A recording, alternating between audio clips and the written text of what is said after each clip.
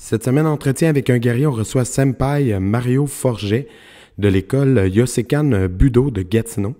Donc, pour la première fois sur le podcast, on parle d'aïkido. Vraiment une conversation super intéressante. On a démystifié plein de mythes, on a appris plein de choses. J'espère que vous allez avoir beaucoup de plaisir à écouter ce podcast-là. Et n'oubliez pas, si vous voulez supporter notre initiative, si vous voulez que le podcast continue, nous aider à grandir, nous encourager dans notre travail, allez vous abonner à notre chaîne YouTube, partagez les épisodes que vous appréciez, mettez des likes, si vous avez des commentaires, vous pouvez les écrire. Si vous avez des invités à nous suggérer, envoyez-nous les noms. guerrierpodcast@gmail.com. Sur ce, bonne écoute. Les cicatrices nous rappellent d'où on arrive. Les combats qu'on doit livrer quand le destin chavire. Guerrier, on fera ce qu'il faut pour la famille. Cœur de lion, œil de tigre, on a la paix dans la mire. The battles are never ending, I know. But we will get up and get on with the fight. And we'll do whatever for what is right. Just put your trust in us, in us.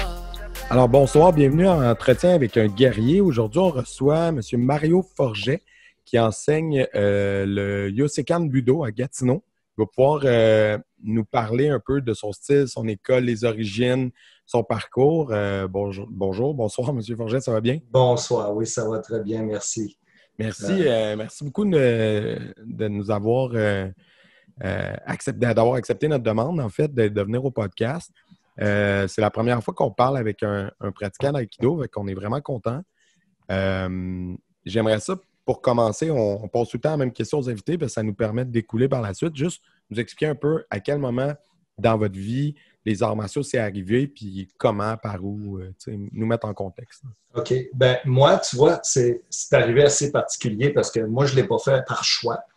Moi, je viens d'un quartier un peu défavorisé. Le vieux hall dans la région ici, on connaît, on peut le comparer un peu à Saint-Léonard ou quelque chose comme ça. Ça fait que c'est pas les quartiers où les gens sont les mieux, comment je pourrais dire, entourés. Ouais. Puis, ce qui touchait les arts martiaux, ce qui touchait les arts martiaux japonais dans mon quartier, c'était plus les bagarreurs puis les fiers à bras. Fait que moi, j'ai connu la brutalité des arts martiaux en premier. OK.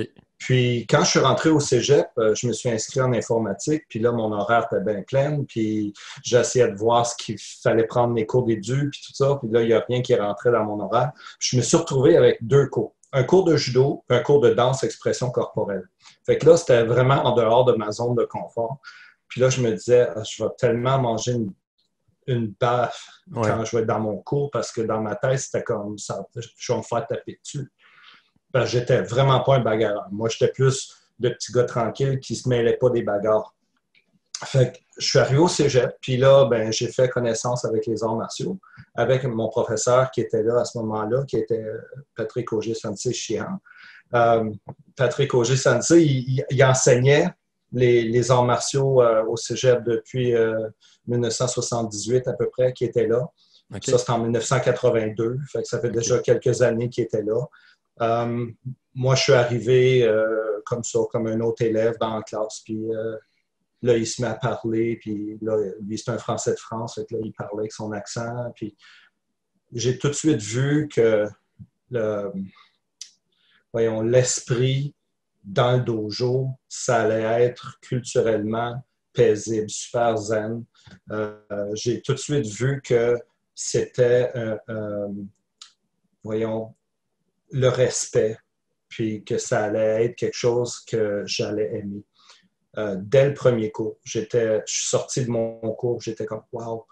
Fait que, juste pour rappeler, 1982, j'étais là pour 3 ans, j'ai fait tout ce qu'il a enseigné et même plus, j'allais comme hooker dans les classes pour les techniques policières parce qu'au cégep, il y avait le programme de technique policière, qui avait des cours pour les élèves en technique policière. Moi, j'allais là, puis je servais de hooker avec Sensei pour qu'il puisse m'utiliser pour démontrer les techniques. Puis là, des fois, il me flippait, puis il me plantait au tapis, puis là, je me relevais, puis les autres étaient juste comme « oh my God ». Fait que là, c'était vraiment un entraînement, je dirais pas intense parce que c'était un entraînement régulier. Je dirais pas rigoureux, mais régulier. Pendant ces 3 années-là. Puis là, ben, je m'étais joint au groupe du soir, puis là, je faisais les soirs, puis les jours, puis le samedi, puis je faisais tout ce que je pouvais faire, comme un mordu, là. Fait que, puis encore aujourd'hui, on est en 2020, puis là, ben, c'est ça, je suis encore là. Fait que j'imagine qu'on peut assumer que j'ai eu la piqûre. Ouais. C'est un peu comme ça que ça a rentré. Mais vous avez passé du judo au aikido? Ouais, Donc, judo, karaté, aikido, autodéfense, il faisait toutes sortes de cours comme ça dans le cégep. Puis OK. moi, je suis passé de mes cours de judo avec lui dans le jour, puis le soir, on faisait de l'aïkido. Puis là, ben, l'aïkido Yosekan, ce qu'il faut comprendre, puis je peux en parler plus longuement tantôt, mais c'est un art éclectique. Ça comprend le karaté, ça comprend le judo, ça comprend la manipulation des armes. Fait que, à la fondation, l'aïkido pur de Ueshiba Sensei ne va pas à cet extrême-là. Mais notre fondateur, Minoru Mochizuki Sensei, Kancho Sensei, lui, ce qu'il avait fait, il est chanceux d'un côté parce que depuis l'âge de 5 ans, il a commencé à faire ses entraînements en judo. Lui aussi a commencé en judo. Puis ensuite, à l'âge de 20 ans, il y a Kano Sensei, le fondateur du judo, qui était son professeur, lui a dit « J'aimerais que tu ailles voir un professeur que j'ai croisé à Tokyo qui enseigne l'aïkido. Puis j'aimerais que tu ailles voir ce qu'il fait parce que c'est vraiment intéressant. » Fait que là, entre professeurs, ils se sont échangés des élèves. Puis Kano Sensei a envoyé 2 élèves, puis Ueshiba Sensei a envoyé 2 élèves. Fait qu'ils se sont échangés chacun 2 élèves. De ces 4 élèves-là, il reste juste Mochizuki Sensei qui a continué l'entraînement après l'échange. Il était là à peu près 2 ans. Quand il est revenu, il a ouvert son dojo à Shizuoka. Puis c'est là qu'il a fondé l'école Yosekan. Puis l'aïkido Yosekan, c'est Minoru Mochizuki qui l'a fondé en 1931. Fait que là, longue histoire courte, là, son fils Hiro Mochizuki est allé en France en 1957. Minoru Mochizuki, le père, était allé en 1951. Il était le premier Japonais à sortir du Japon pour aller présenter l'aïkido en Occident. Fait que lui, il a présenté en France. Ensuite, en 1957, son fils est allé. Puis quand son fils est allé, il a plus mis l'emphase sur le Yosekan karaté que l'aïkido. Alors, son père développait l'aïkido au Japon, puis lui développait le karaté en France. Puis, on connaît le karaté Yosekan. C'est une grosse fédération, c'est mondial. L'aïkido Yosekan aussi, c'est gros, mais c'est pas la grosseur de ce que les autres fédérations de karaté ou de quoi que ce soit, ou encore moins karaté Yosekan. Puis comment vous expliquez que le fils en 57, son organisation soit devenue plus grosse que celle du père en 51? La rigueur de l'entraînement. Le père était extrêmement sélectif à qui il enseignait. Okay. Puis, je ne dis pas que le fils n'a pas fait une bonne rigueur, là, mais j'enlève rien. Hiro Sensei, c'est lui qui est le soke maintenant depuis le décès de son père. Mais lui, il poursuit la ligne karaté, alors que Oji Sensei est affilié à la structure Yosekan Aikido que son père avait établie. Puis nous, on maintient cet enseignement-là, cette lignée-là. Donc, quand on parle de lignée, on parle des professeurs, les 3 premiers professeurs de Mochizuki Sensei, le père, qui sont Kano Sensei, Ueshiba Sensei et Genshin Funakoshi Sensei. Fait que quand on pense que les 3 piliers des arts martiaux au Japon ont été le professeur de mon fondateur, ça donne du crédit à qui il était comme homme. La Fédération internationale des arts martiaux, IMAF, ont attribué à Mochizuki Sensei le titre de 10e grade Kansho, 10e Dan Kansho. Je me souviens plus en quelle année là, mais ça a été donné. Mochizuki Sensei, à son décès, il avait dépassé les 40 quelques dan dans différents arts martiaux, Katori Shintoryu, judo, karaté, iaido, name it, là, il y en avait beaucoup. On n'a pas répertorié ça parce qu'on ne met pas l'emphase sur cet aspect-là. C'est pas les grades qui comptent, c'est l'ampleur de l'enseignement et du legs qu'il a laissé suite à son décès. Puis, Non, c'est sûr, mais c'est quand même très impressionnant entre nous. Oui, c'est ça. C'est comme, wow, 40 Dan, tu te dis que dans chaque style, peut-être 8 styles, il est allé chercher, on va dire 6 Dan en général. C'est le temps qu'il faut que tu mettes sur tes arts martiaux à chaque semaine. C'est ça, exactement. Inimaginable. Il faut que tu fasses que ça matin, midi, soir. Là. Il ne vivait que d'arts martiaux. Il n'a toujours vécu que d'arts martiaux. À ce que je sache, je n'ai pas connu Ueshiba Sensei qui, lui, a eu un autre emploi autre qu'enseigner l'aïkido. Mochizuki Sensei, ça a été la même chose. Le dojo à Shizuoka a été là jusqu'à sa mort. À sa mort, l'édifice a été vendu, mais l'école a été répartie entre la France, le Japon et l'Amérique du Nord, où sont les plus gros sièges sociaux. Oji Sensei se trouve à être le représentant du Yosekan Aikido à l'extérieur du Japon. OK. Il y a 3 professeurs qui continuent la lignée au Japon, puis Oji Sensei, c'est lui qui est responsable de la continuité à l'extérieur du Japon. Oji Sensei, il est 8e dan. Puis en Aikido, si je ne me trompe pas, c'est 3e en karaté, mais je n'oserais pas trop mettre d'emphase là-dessus. Là. Je me souviens pas dans la documentation que j'avais lue, est-ce que Oji Sensei est encore au Québec aujourd'hui ou il est reparti? Non, Oji Sensei est rendu en Californie maintenant. Okay, depuis les milieux des années 90, son épouse, elle est japonaise, puis là, il faisait la navette souvent. Fait que là, ils sont en allés en Californie, qui est comme moitié chemin entre les deux. Il revient au Canada, au Québec régulièrement, à peu près 4 à 5 fois par année en temps normal, évidemment. Okay. Puis il vient donner les sessions d'entraînement. Il y a des stages, 4-5 stages par année. Puis il y a 2 camps en Californie qui se donnent au Hombu Dojo. Un camp au mois de mars avec tous les professeurs nord-américains. Puis on a des professeurs qui sont venus là, de l'Allemagne et d'autres classes avant qui sont venus s'entraîner avec nous. Puis on a aussi un stage au mois d'août. C'est les ceintures violet, qui est violet brun-noir, donc violet brun-noir en montant, c'est un stage, un camp d'entraînement. Puis ça, c'est presque une expérience d'uchideshi, parce qu'on vit dans le dojo, on mange au dojo, on a toutes les tâches du dojo. Il faut laver les judogi. Fait que là, si, admettons, aujourd'hui, c'est moi qui est supposé d'aller faire le lavage, ben, je pars avec les judogi de 17 entraînants, 17 élèves qui participent au camp pour amener l'entraînement là-bas. Fait que là, je pars avec les 17 judogi ou peut-être même 20, 23 judogi, 30 judogi, je ne sais pas, parce que là, on a 1 ou 2 judogi chacun. Moi, j'en ai 3 là-bas. Là, maintenant, avec les années que je vais là, moi, je vais à Los Angeles depuis 2005, puis depuis 2010, j'y vais un minimum 2 fois par année. Cette année, on est revenu le 9 mars, puis on est tombé en confinement le 14. Fait qu'au mois d'août, ben, on a fait des classes virtuelles par Zoom. Notre stage du mois d'août était par Zoom. Ouais. Fait qu'on était une vingtaine d'étudiants, puis chacun chez nous, mais tout le monde ensemble. Tout le monde en même temps, au moins. C'est ça. Oh, wow. Fait que c'est ça. Fait que, puis, tu vois, depuis 82, ben, je peux dire qu'on a fait une moyenne de 3 à 5 stages par année, 2 camps.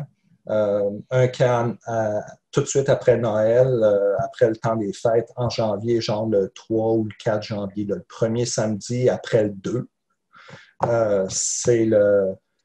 C'est l'entraînement d'une semaine intensive. On couche au dojo, on s'entraîne au dojo. Puis on part après ça, on va faire notre journée d'ouvrage. Puis le soir, après le souper, on revient au dojo, on fait notre entraînement. Fait que ça fait ça toute la semaine jusqu'au samedi. Puis le samedi, ben, on fait notre dernier entraînement, on fait un déjeuner causerie, puis on fait des échanges de ce qu'on appelle un mondo. On fait une discussion de différents sujets. Puis c'est ça. Fait qu'on fait ça au mois de janvier, puis au mois de mars, puis au mois d'août. C'est à travers ces stages-là, en tant qu'enseignant aujourd'hui, que vous continuez votre formation au fil des années? C'est au cours de ça, mais au cours de mes classes régulières aussi, avec les stages. Comme là, tu vois, on a eu un stage le 26 septembre. OK. Suite au 26 septembre, on a eu un stage de 4 heures par Zoom avec Sensei. Puis ensuite, là, nous, on continue, les professeurs, on continue, on connaît son chemin où il va avec ses entraînements. Puis, donc, on prend ce qui nous rappelle, ce qui nous précise pendant ces stages-là. Puis nous, on continue à développer avec lui, à diriger nos classes jusqu'au prochain stage en gardant cette mentalité puis cet enseignement que lui, il a mis en place. Fait qu'on est là pour poursuivre la mission avec lui. La mission qui a promis à Mochizuki Sensei qu'il n'allait pas laisser l'Aikido Yosekan mourir. Malgré qu'il nous rappelle souvent, on est une espèce en voie de disparition.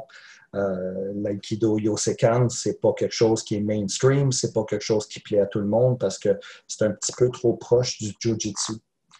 Pour ceux qui connaissent l'histoire de l'Aikido, Maître Ueshiba, qui est le fondateur de l'Aikido, son professeur, c'était Takeda Sokaku.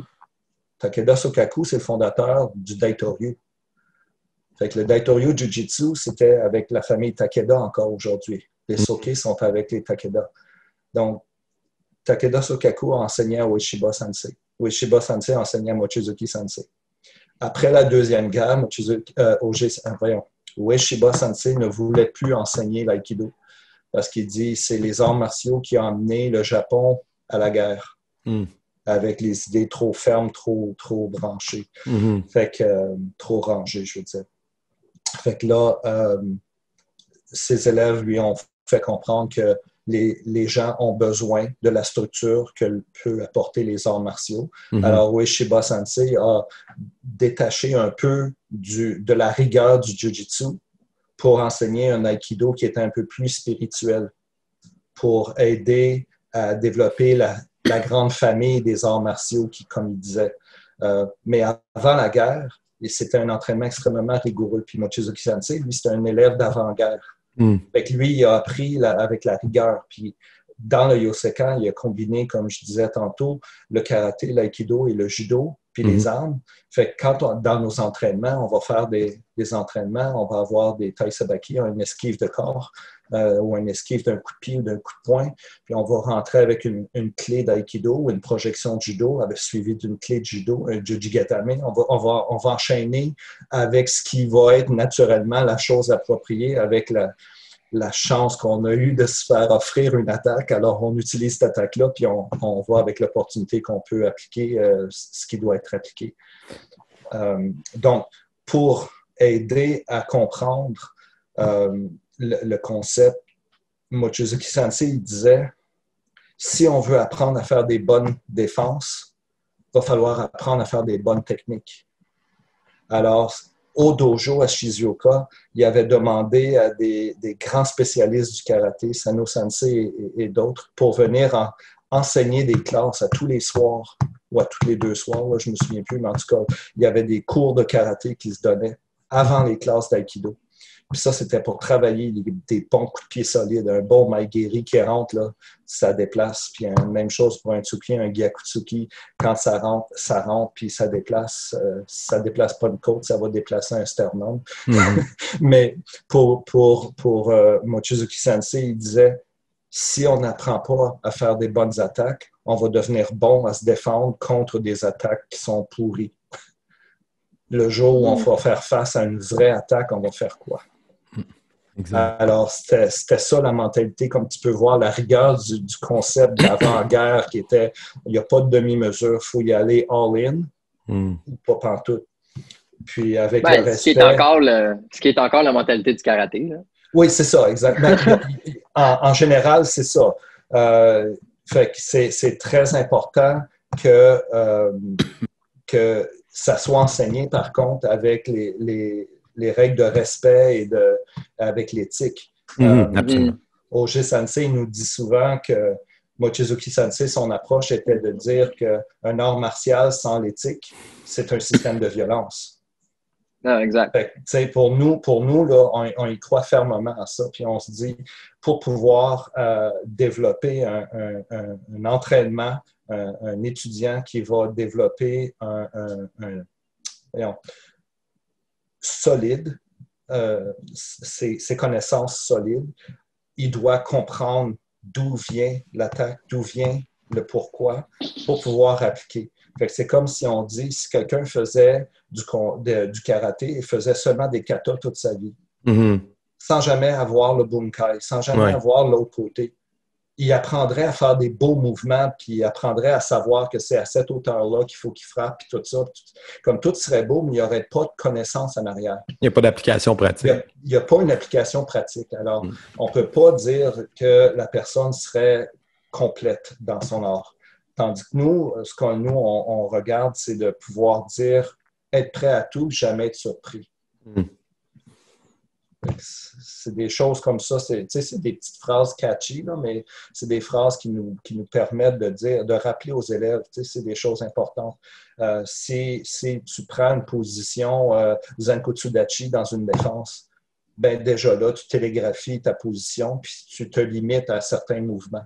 Nous, on est en Shizentai. On attend en Shizentai puis les mains levées.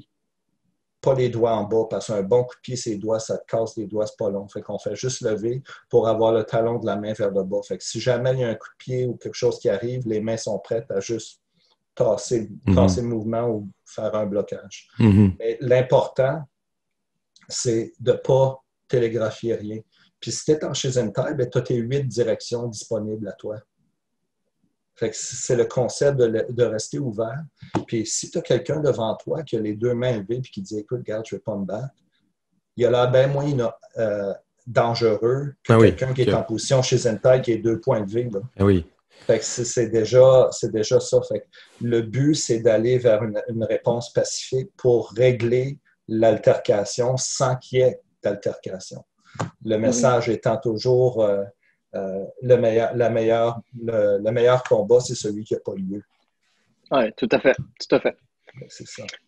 Moi, mon éthique, c'est que, tu sais, en compétition, je vais tout le temps fighter clean, jusqu'à temps que l'autre fight pas clean, de faire comme ça. Puis, tu sais, dès que tu arrives après ça pour sauver ta vie, là, rendu là, c'est, selon moi, c'est tout le temps la force nécessaire où, tu sais, si l'autre, il est de sa main nue. Mais s'il y a un couteau, un gun, ça se peut que ma réponse soit plus violente. C'est ça, exactement. Ça se peut que j'évite pas ton coude.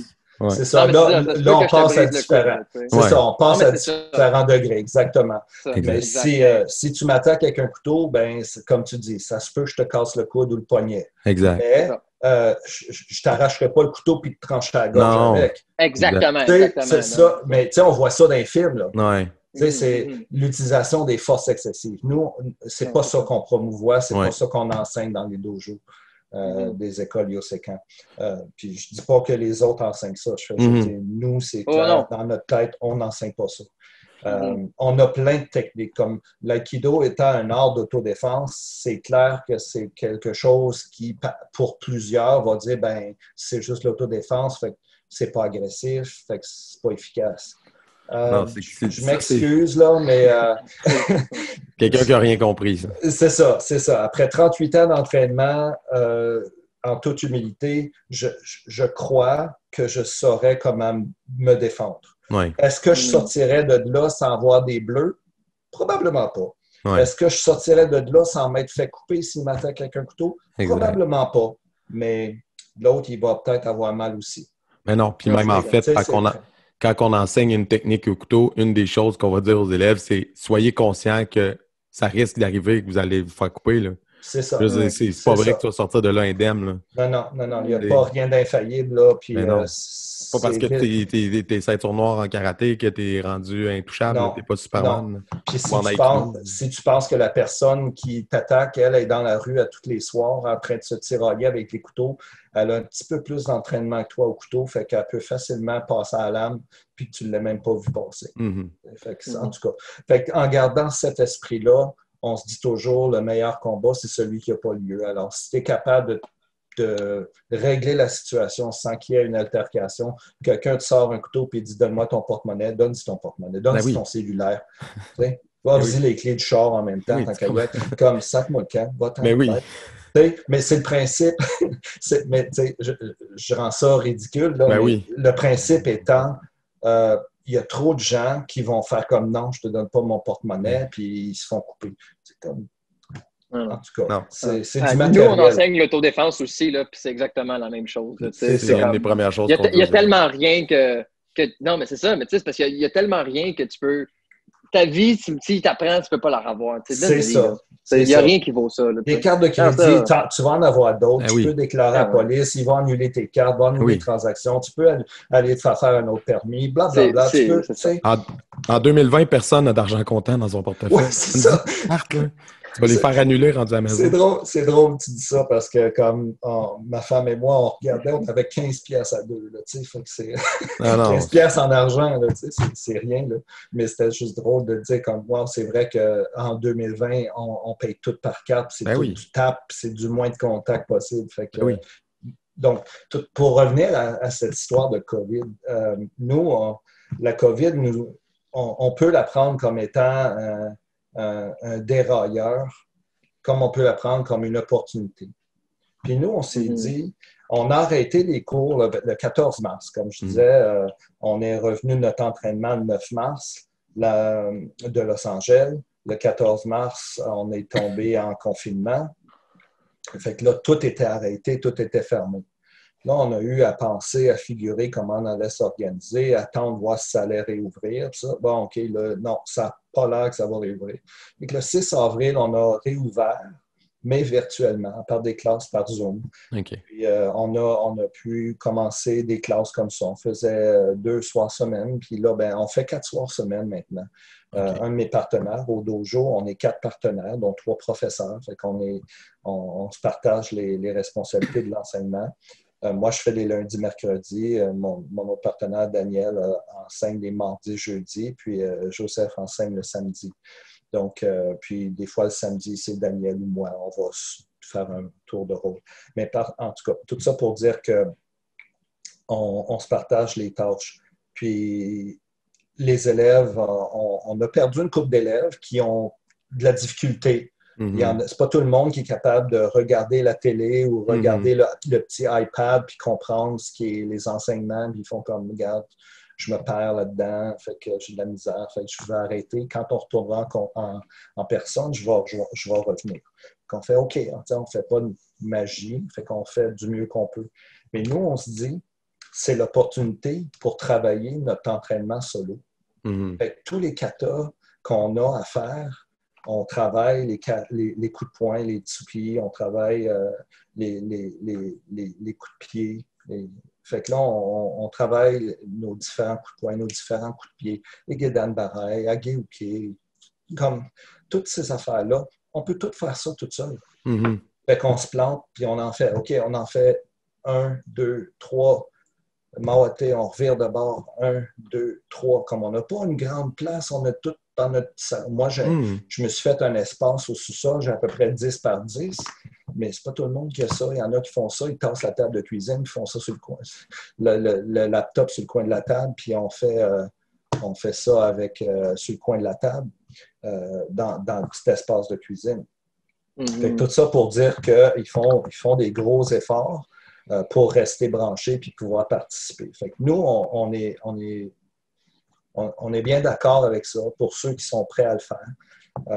J'ai un groupe d'enfants samedi, c'est moi qui donne les classes d'introduction au judo aux enfants, puis on a à peu près une douzaine d'enfants, mais là, il nous en reste peut-être juste 5-6 parce que eux, ils ont plus de difficultés à transposer ce qu'ils voient à l'écran. Ouais.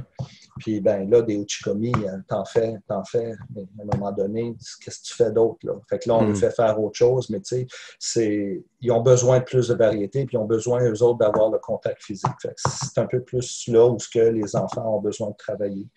Mais c'est ça. Fait qu'on a quelques nouveaux élèves adultes qui s'est joint aux classes depuis septembre. On ne voulait pas prendre de nouveau. Fait qu'en septembre, on a réajusté. Fait que là, on a une classe de débutants puis des juniors, les adolescents, de 7 à 8, puis une classe avancée de 8 à 9 pour les élèves adultes avancés. Fait que ça va très bien. On est 4 soirs, comme je disais, plus le samedi matin et le samedi de 10h30 à midi, c'est la classe des ceintures avancées, là, violet, brun, noir. Puis on fait ça ici par Zoom, mais dans la région ici, on a le lac Limay, qui est comme un parc de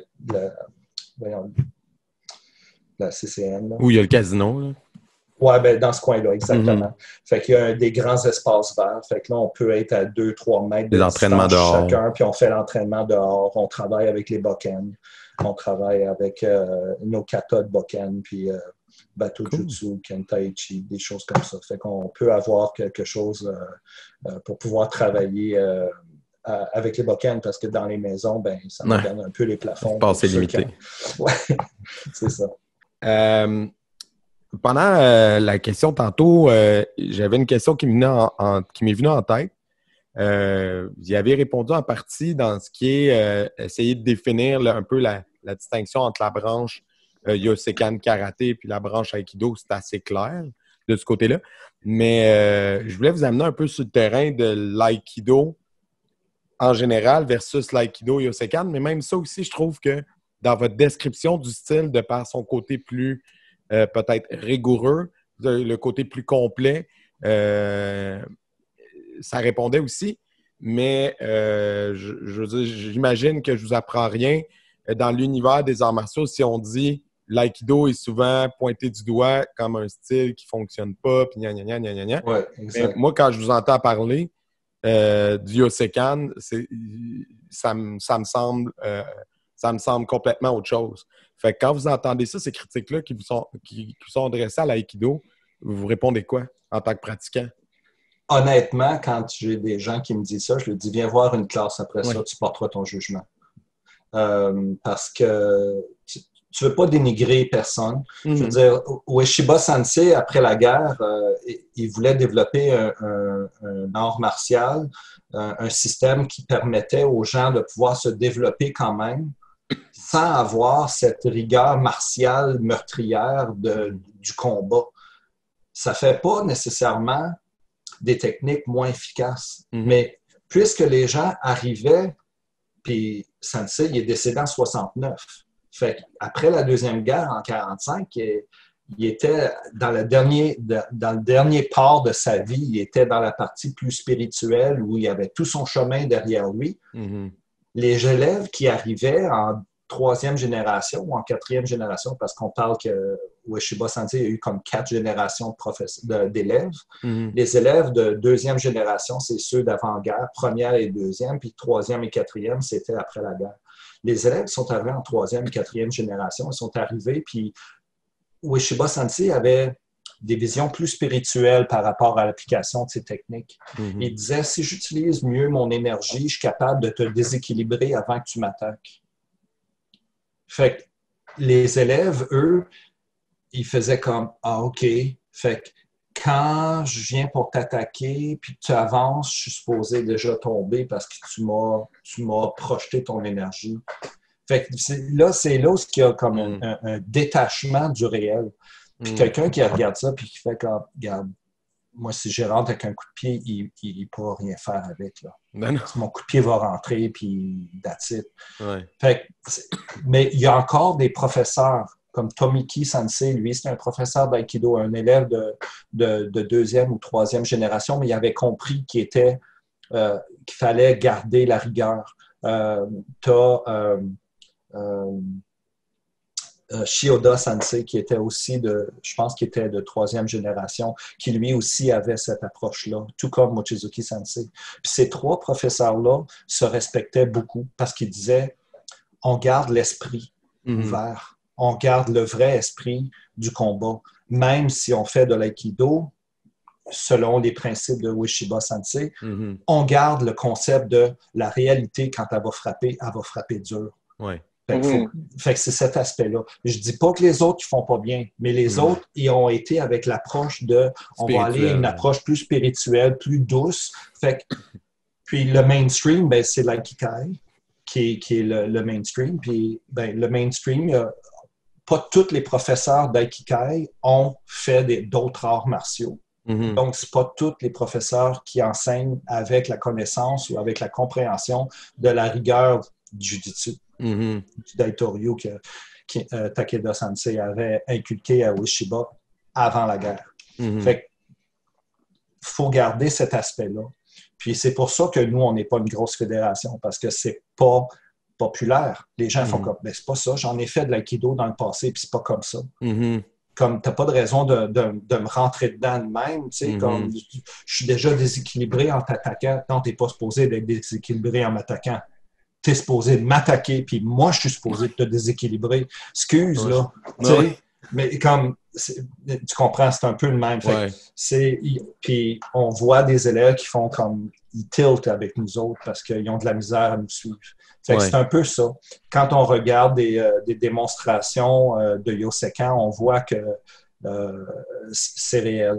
L'attaque à rentre, puis ben, faut que tu deals avec, faut que tu fasses ce que tu as à faire. Cet aspect-là. Puis les autres styles, ben, écoute, ils se concentrent sur ce qu'eux, ils font.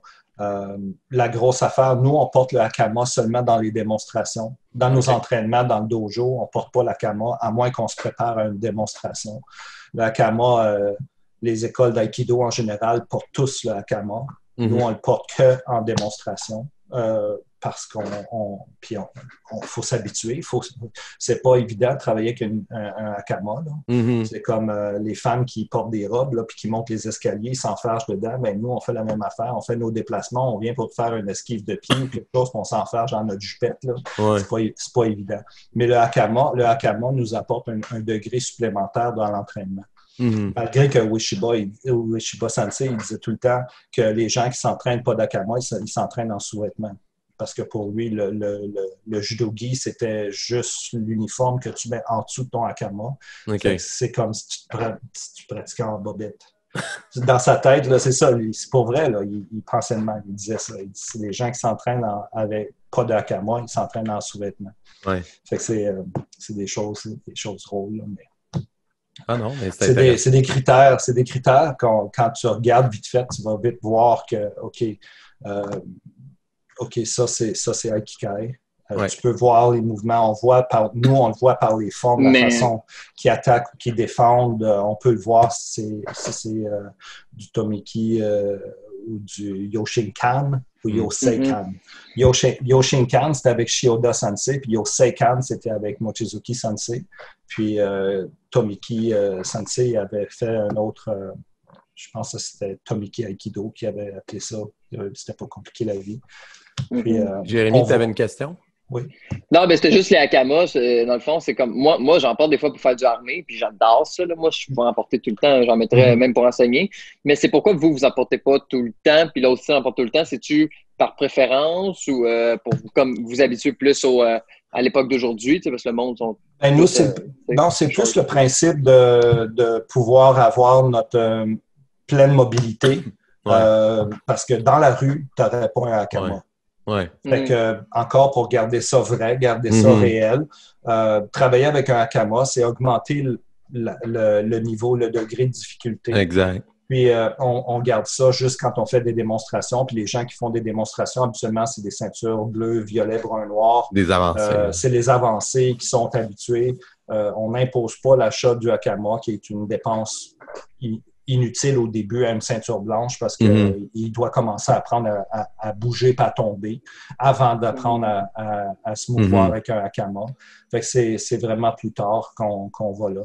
Comme le sabre, le travail, l'étude que Mochizuki Sensei, c'était avec le Katori Shintoryu qui avait travaillé le sabre.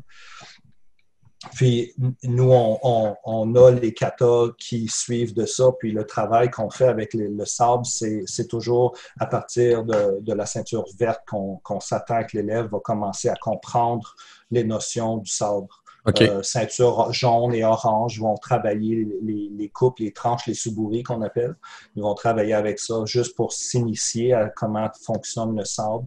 Mais c'est à partir de la ceinture verte, on va commencer à inculquer les katas de sable pour qu'ils puissent mieux comprendre. On applique les étapes qu'on dit copier, comprendre et adapter. Pour les trois degrés de l'apprentissage. Au début, tu dois copier ce qui est fait, puis tu ne le comprends pas. Fait que tu fais juste répéter. Puis à un moment donné, tu as comme des petites étincelles, des lumières qui s'allument. Tu fais « Ah, c'est comme, ah ouais. » Puis là, tu peux comprendre. Puis après ça, quand tu l'as bien compris, tu peux l'adapter à différentes situations, à différents combats ou différentes altercations, simulées ou non.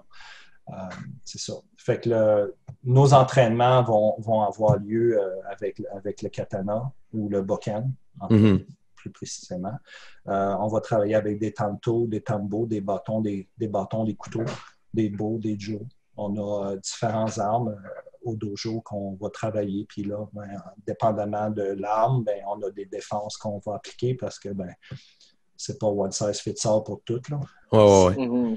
Fait que c'est ça, on s'adapte avec ça, les entraînements. Puis les armes, encore là, c'est plus avancé. On a des défenses qu'on appelle des sutemi, qui sont ce qu'on appelle des techniques sacrifices. C'est que je vais sacrifier ma stabilité de debout pour me projeter, pour pouvoir te projeter. Fait que je vais utiliser mon poids comme en plus du mouvement de vélocité.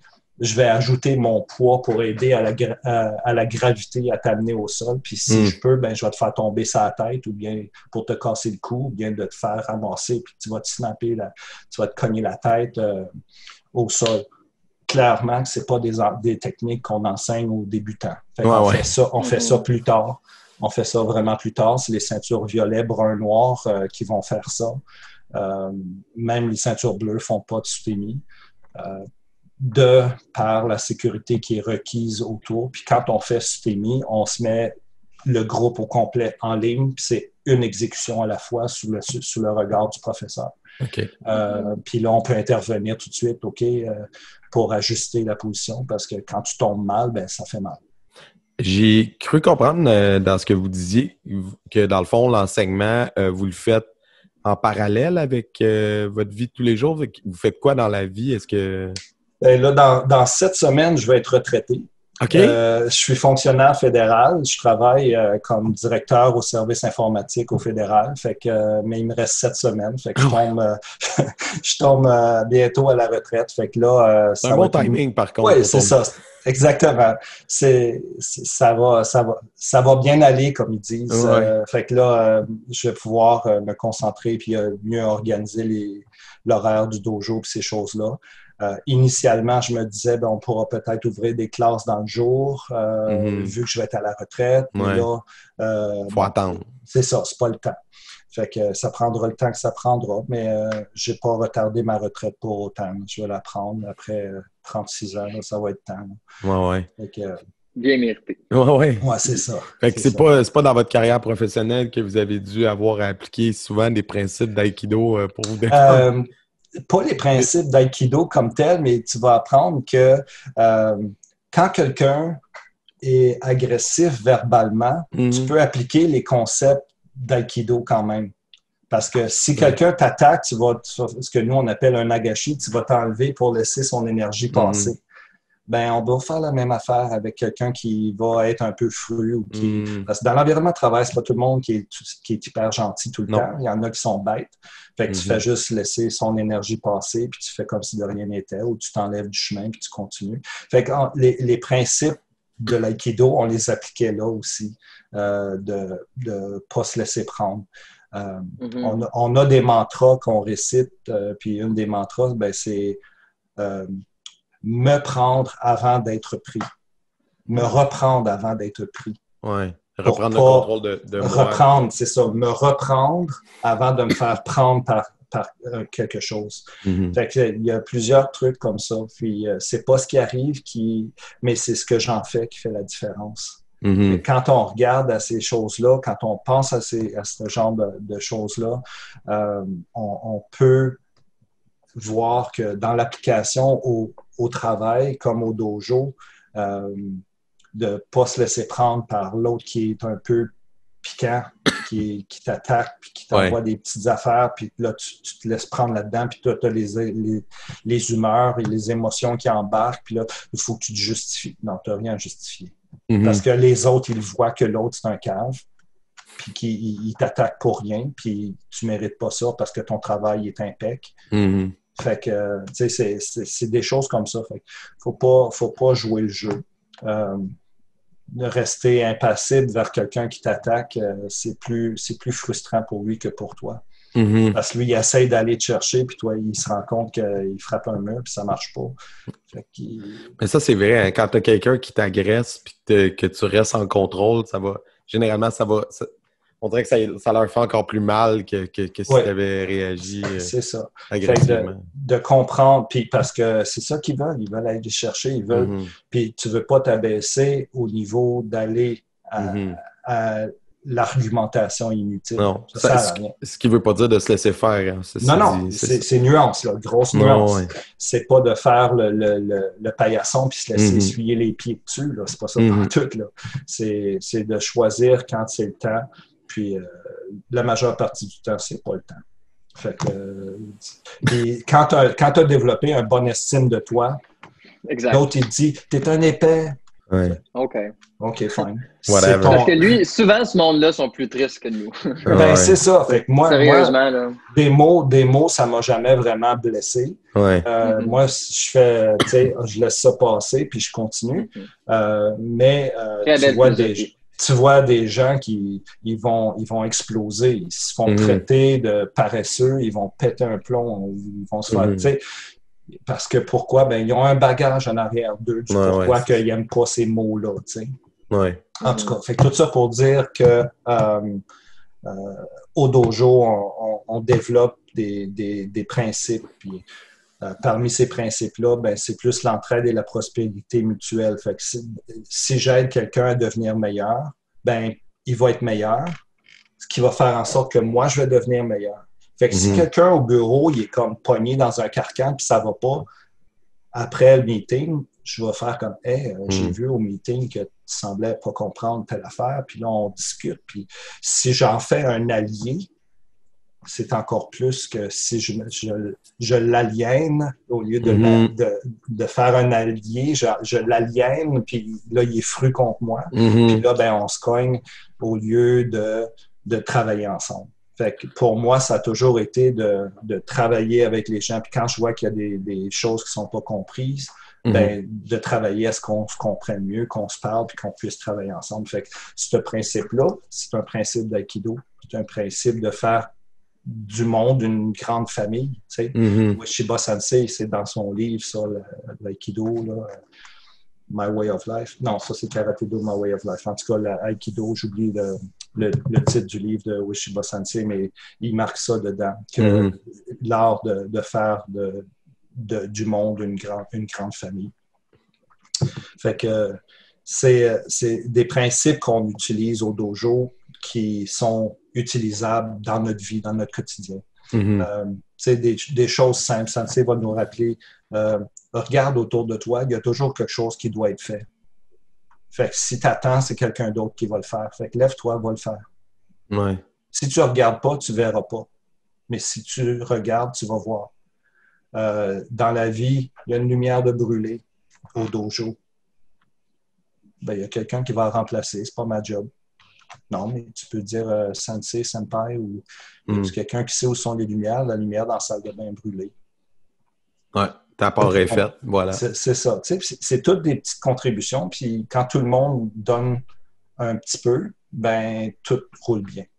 Fait que c'est des choses comme ça. Puis au travail, ben, c'est le même principe. Fait que quand il y a des choses qui doivent être faites au travail, ben t'attends pas que quelqu'un dise « Mario, tu le ferais-tu? » Tu fais comme « Regarde, ça fait du sens, là, je vais m'en occuper, je vais le faire. » Puis là, ça fait longtemps que vous enseignez. Est-ce qu'il y a des élèves que vous aviez commencé il y a très longtemps? Ça fait combien de temps là, que vous avez le dojo sur la brosse? Ben, sur la brosse, le dojo a été établi en 2002 par ça fait quand même 18 ans. Réaume La Liberté Sensei. Moi, j'enseigne J'ai commencé à m'entraîner là en 2004 parce que le dojo où je m'entraînais, le professeur a décidé de se séparer de la fédération. Tu sais, ces histoires de politique, il y en a toujours. Ouais. Fait que lui, il a décidé de se séparer de la fédération. Moi, j'ai fait comme OK, mais moi, je continue avec la fédération. Fait que je suis venu m'entraîner avec la Liberté Sensei à Gatineau. OK. Là, j'enseigne officiellement au dojo de Gatineau depuis 2 ans, mais j'ai commencé à enseigner, je pense que c'est en 2011 que j'ai commencé à enseigner, ou en 2010, je ne me souviens plus, en tout cas, 2010 ou 2011 que j'ai commencé à enseigner à l'Université d'Ottawa. OK. Fait que ça fait à peu près 10 ans que j'enseigne. OK. Fait que c'est pour moi, les élèves, même si ce n'était pas mes élèves, les élèves de la fédération, je suis très impliqué avec l'organisation de la fédération aussi. Mm-hmm. Quand on a des stages, c'est moi qui prends présence, puis toutes les participations, puis je prends les inscriptions, tout ça. Fait que je connais pratiquement chaque élève de chaque école. Mm-hmm. Parce qu'on a 3 écoles dans la région de la Capitale-Nationale, une à Gatineau, une à Orléans, puis une à l'Université d'Ottawa. Mm-hmm. On a une école à Granby. Puis aux États-Unis, on a une école en Caroline du Nord, une au Texas, puis le Hombu en Californie. Ça fait quand même beaucoup d'élèves. Quand je suis en Californie, je connais la majeure partie des élèves là-bas. Il y en a que je connais moins parce qu'ils sont plus juniors, puis je les ai pas eu. J'ai pas eu la chance de les côtoyer souvent parce que je suis là juste 2 fois une semaine par année. Mais pour les autres écoles, je les connais très bien, les élèves. Puis OG Sensei, il connaît personnellement toutes ces ceintures noires. Il y a des grosses fédérations que les leaders ne connaissent pas les élèves. Tu sais. Il faut que tu montres ton passeport de ta fédération pour faire ça. OK, tu es un élève de la fédération. Mm-hmm. Pour nous, OG Sensei, il connaît tous les élèves seniors, il les connaît tous. Fait que c'est important pour nous que ça soit comme ça. Fait que moi, mes élèves, pour moi, c'est très important qu'ils soient exposés à OG Sensei, qu'ils le connaissent, qu'ils puissent apprendre à comprendre son concept. OG Sensei, j'ai dit plus tôt, c'est un Français.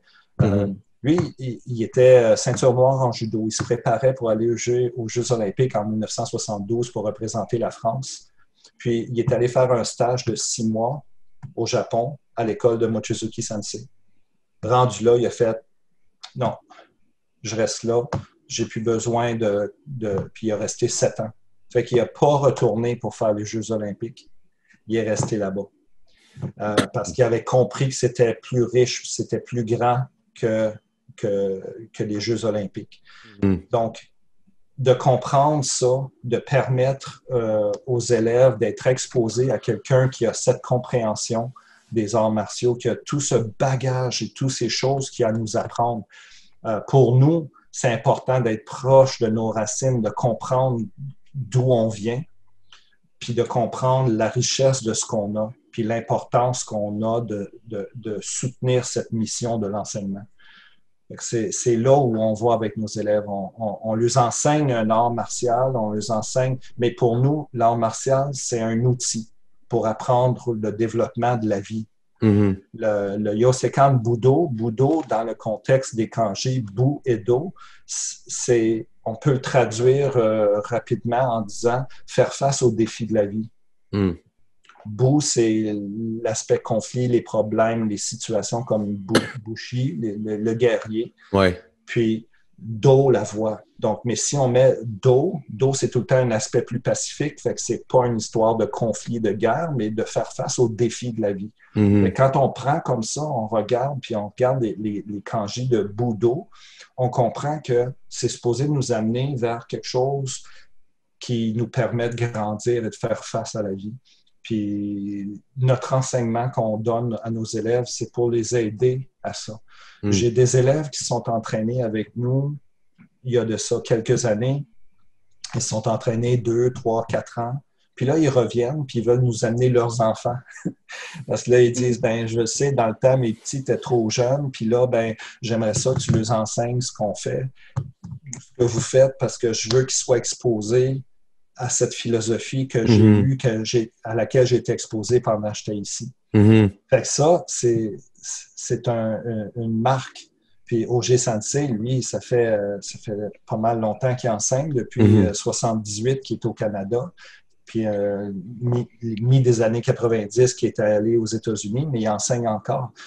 Il en a vu des élèves, puis des enfants d'élèves, puis des enfants d'enfants d'élèves. Non, ouais, on a la troisième génération. Puis, il le dit, il dit, tu vois tôt les élèves qui sont là pour rester, puis ceux qui vont être là pour passer. Puis il dit, tu discrimines pas, même s'ils sont là pour passer, c'est peut-être pas eux qui vont rester, mais ils vont peut-être amener les enfants plus tard. Puis ce que tu vas leur avoir donné comme philosophie et valeurs, ils vont peut-être pouvoir élever une famille mieux. Même s'ils ne sont plus avec nous, ils vont pouvoir élever une famille mieux parce que ça va les avoir aidés à caser les défis qu'ils ont eus en tant qu'enfants dans leur famille dysfonctionnelle ou quoi que ce soit. Fait que c'est tous ces aspects-là qu'on garde en tête. C'est pas juste les arts martiaux, c'est pas juste la technique puis du combat, c'est toute cette philosophie qu'on amène aussi dans notre entraînement. Ben oui, parce que tu peux avoir eu l'élève en bas âge, puis il lâche parce que là, à ce moment-là, dans sa vie, ça fitait pas trop dans qui il était comme personne. Puis là, plus tard, il va revenir aux arts martiaux, peut-être à d'autres choses. Exactement. Mais il va revenir parce qu'il va se rappeler de « Ah, quand j'étais jeune, j'aimais ça, les arts martiaux. » Fait qu'il va se mettre en quête, il va peut-être trouver un autre style, mais si ça n'avait pas été de celui qui l'a eu quand il était jeune, il n'aurait peut-être jamais fait un retour aussi. Puis tu sais, des fois, on sait qu'il y a des professeurs, des fois, qui vont enseigner par la peur. Fait que là, il enseigne, puis c'est quasiment la terreur dans le dojo, là, puis les jeunes, ils vont là, puis là, ils disent, moi, je veux plus m'entraîner, j'arrête, j'aime pas ça. Puis ils vont entendre plus tard le mot art martial, ils vont faire comme non. Un peu comme moi j'avais quand j'étais enfant, le quartier où je vivais, il n'y avait pas d'éthique, c'est vraiment juste des systèmes de violence. Fait que ce qui touchait les arts martiaux, moi, je me tenais loin de ça parce que je me disais, ben c'est de la violence. Fait que, j'ai eu la chance d'avoir cette situation au cégep où je me suis retrouvé à, entre guillemets, être obligé de prendre un cours de judo, puis ça a tout changé ma vie. Wow. C'est une chose, l'effet papillon, là. Une chose, puis toute ma vie a changé. Puis j'aurais pas volontairement été prendre ce cours de judo, là. C'est garanti, je serais resté loin. Mais il n'y avait rien qui rentrait dans mon horaire.